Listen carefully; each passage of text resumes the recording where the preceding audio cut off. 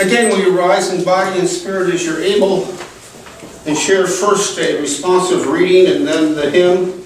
The responsive reading is the granddaddy of transcendence, Ralph Waldo Emerson. I thought Susan was going to weave that in last week, but it fits in so many situations. This is the Oversoul, 531.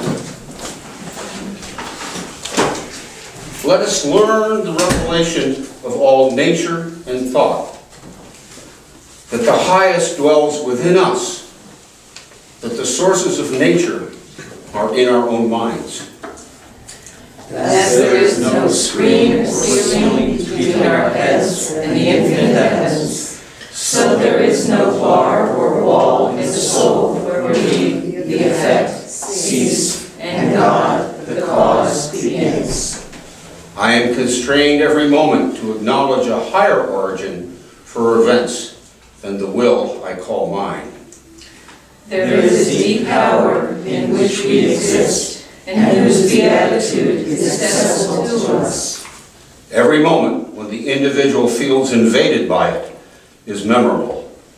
It comes to the lowly and simple. It comes to whosoever will put off what is foreign and proud. It comes as insight. It comes as serenity and grandeur. The soul's health consists in the fullness of its reception. Forever and ever, the influx of this better and more universal self is new and unsearchable. Within us is the soul of the whole, the wise silence, the universal beauty, to which every part and particle is equally related, the eternal one. When it breaks through our intellect, it is genius. When it breathes through our will, it is virtue. When it flows through our affections, it is love. Thank you. And we turn to a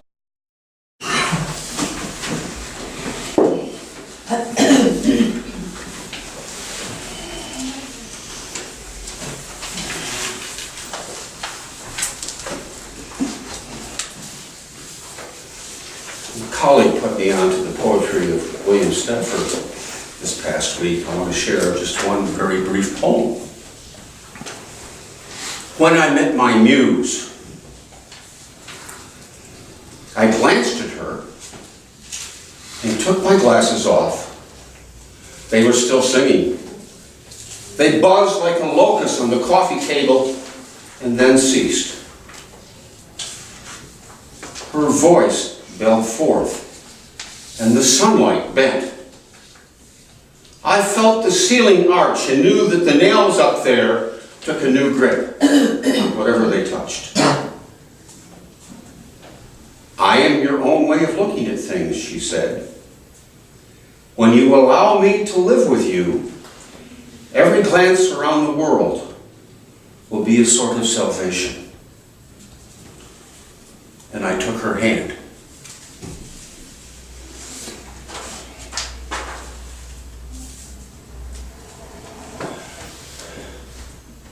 I've been born again. And again, and again, and again, and again. I've outdone the proverbial cat's 9 lives.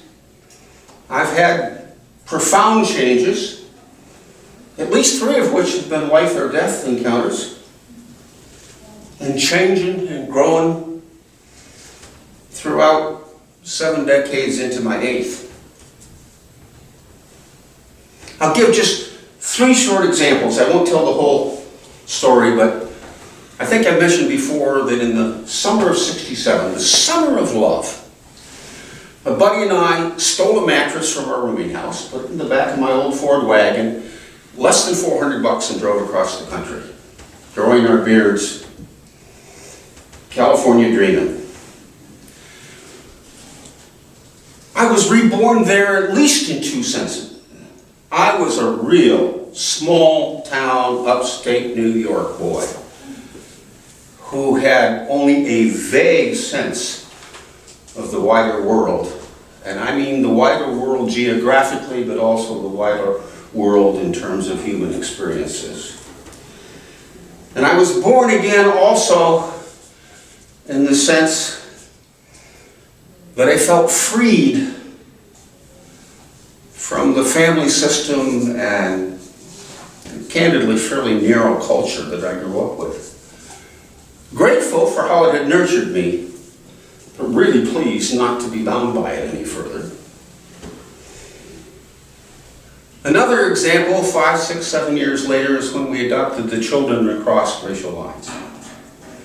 Now by then, Brown Topeka had been passed, the Little Rock School had Eisenhower's troops integrated, and the civil rights movement was underway, and thankfully I had just a couple of African American friends growing up. And Terry and I thought we were ready to adopt across racial lines. And we were. But I have to tell you, racism and bigotry look very differently when it is your child that it's aimed at. Very differently. That was a born-again experience for me. And finally, yes, when I turned 40 and had discovered Unitarian Universalism and wasn't real happy with corporate life, my wife, Terry, God love her, said to me, you enjoy doing what Nat Laureate does. Nat being the minister of the Hartford UU Meeting House. And the rest is history, as they say. It literally changed my self-concept. And especially those first few years, it was a new, whoa, am I really here now? I'd get up and get ready to go off to do a service or something like that, and I would take my tie out and I'd say to Terry, it says here I'm the minister this morning. And she'd laugh. And I'd laugh. But I literally took on a new identity. Unitarian Universalists have from the very start had a high estimation of human nature. A rejection of predestination and much of the fundamental Christian shtick. Their insistence that God was one opened them to the possibility that we humans might not be living in sin, but rather be able to transcend old ways and learn new ones.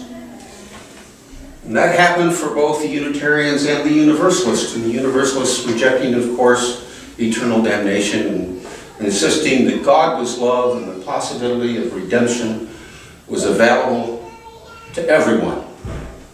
And those insights grew into, first, much wider, more flexible, organic forms of liberal Christianity, and then eventually an openness to humanism, existentialism, world religions of all shapes, and the birth in 1961 of the Unitarian Universalist Association when they merged in my hometown of Syracuse, by the way.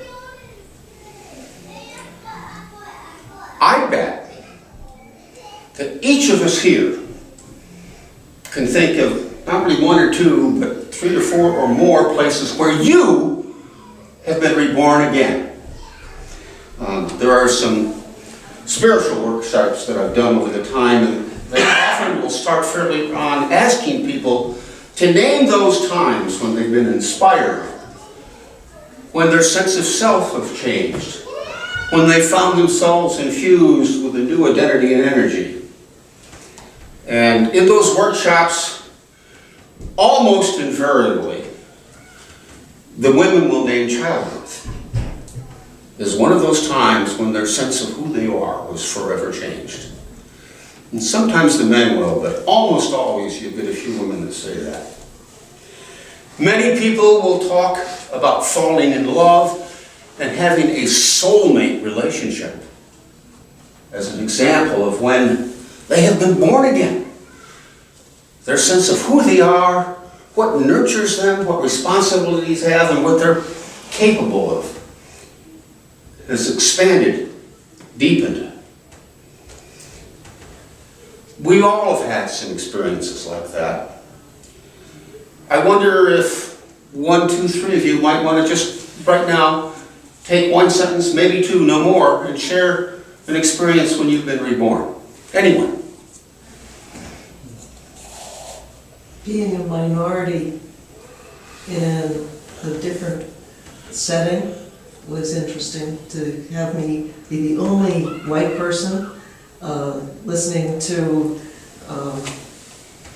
Joey and her concerns, having been in a Shoshone-Bannock setting and being aware, I'm the only white person in this room. This is what it feels like to be a minority.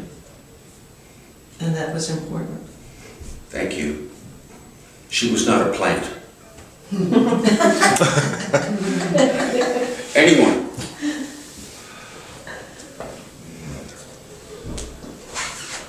Finding Unitarian Universalism in about 1988, feeling very full and happy to find a place where I could sit in the pew and be true to myself. And it was just, for me, it was eureka. That was pretty powerful. I'm going to second that. I didn't plan either one of them. That was a year ago, and really, it's just amazing. I've been amazed for a whole year, it's just wonderful. Yeah, I have a place. Isn't that good to hear? Isn't that good to hear? Yeah, it's awesome. Anybody else got a moment? You want to take a sentence or two and describe? Going to Yemen and being among Muslim individuals who are not as they are described in this country. They were very gracious. People who had nothing would ask me in for tea, and it was a dirt floor in their home. And I was just shocked to be